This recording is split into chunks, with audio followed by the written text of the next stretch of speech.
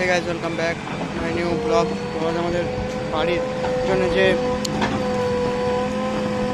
Pillar বসানো হবে, সব পিলারে কাটিং হচ্ছে। একটা তাল গাছ রয়ে গেছে, তাল গাছটাকে তাল গাছটা কেটা হয়েছিল, তো সেটাই করার ব্যবস্থা চলছে, দেখতে পাচ্ছ।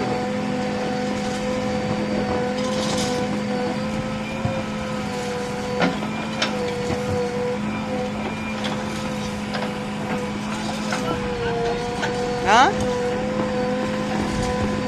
এটা ঘর মোট যখন হবে তখন তো লাস্টে এটা সব একসঙ্গে হবে। এই হচ্ছে আমার জায়গা।